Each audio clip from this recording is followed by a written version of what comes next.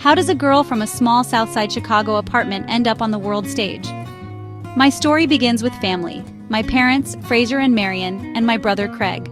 They worked hard, believed in us, and taught us to use our voices. My father, despite his illness, never complained.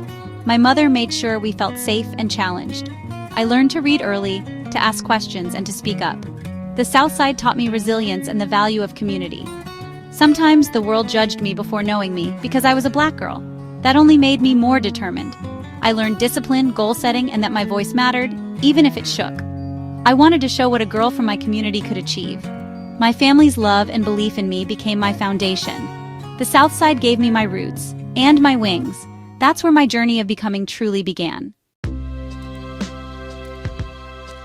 Leaving Chicago for Princeton was a leap into the unknown. Surrounded by privilege, I often questioned if I belonged. My parents taught me resilience, so I focused on my studies and found friends who understood my journey. I learned my perspective was a strength. Princeton challenged me to think deeply about race, class, and identity. After Princeton, Harvard Law was another test. The pressure was intense, but I remembered my family's encouragement. I worked hard and gained tools that opened new doors. Yet I wondered, was I following my own path or just society's script? Success was more than degrees. It was about authenticity. I wanted my life to feel true to who I was, not just what others expected. I learned to trust my instincts and value my unique story. I wanted to use what I'd learned to make a difference. That realization would guide my next steps. After law school, I landed at a top Chicago law firm, Sidley Austin. The job was prestigious, but I felt restless, searching for deeper meaning. Then, Barack Obama walked into my life as a summer associate. He was brilliant, passionate about community, and had a vision bigger than himself. At first, I was his mentor. Soon, we became partners in life and purpose. Barack challenged me to think differently about service and impact. Our relationship grew from friendship to love, built on respect and shared dreams. He encouraged me to seek work that mattered to me. I left corporate law for public service, working for the city and a nonprofit. These roles felt true to my roots and values. Together, Barack and I supported each other's ambitions. We learned to balance our individual paths while building a strong partnership. He taught me hope and the power of public service. I helped him stay grounded. Our journey was about aligning our lives with our values. We both wanted to give back and make a difference.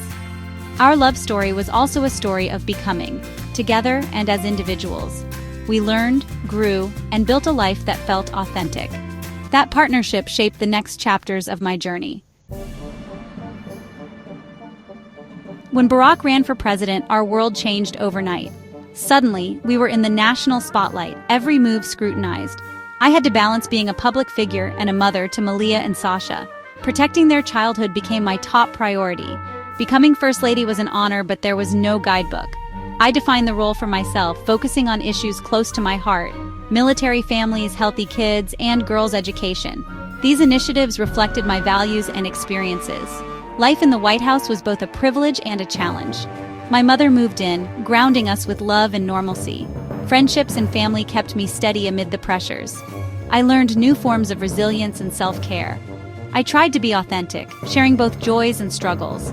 I wanted people to see that we were a real family, facing real challenges. My goal was to inspire young people, especially girls and kids of color, to believe they belonged everywhere. I hoped my journey would show the power of using your voice for others.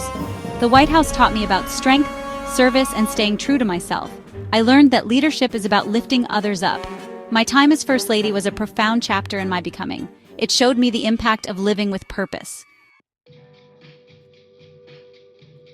Looking back, my journey has been full of twists, lessons, and growth. The biggest lesson? We are always becoming. There's no final destination.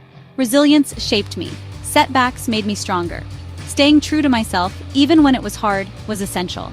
Purpose gave my life direction. Service, lifting others, making a difference.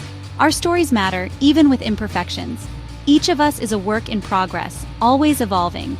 The world will try to define you, but your voice and values are yours alone. Embrace your story, your dreams, your challenges. Find meaning in your journey and use it to help others. My path is just one example. Everyone's becoming is unique. We all have the power to shape our own lives. The key is to keep growing, keep questioning, and keep moving forward. Ask yourself, who are you becoming? How will you define your own path? The journey never ends, and that's the beauty of it. We are all more than we imagine, always evolving.